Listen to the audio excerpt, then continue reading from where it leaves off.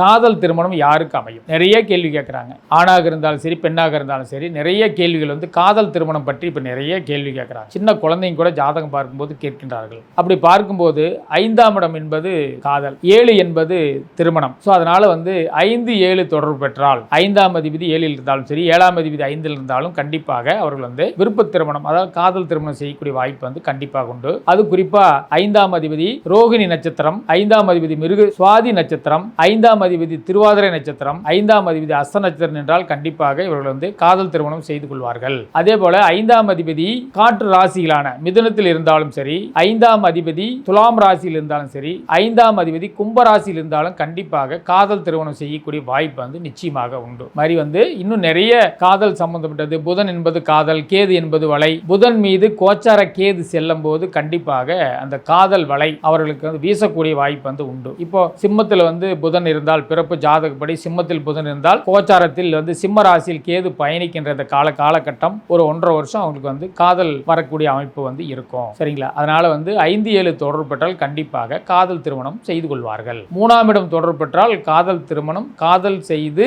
திருமணத்திற்காக ஓடி சென்று திருமணம் செய்து கொள்வார்கள்.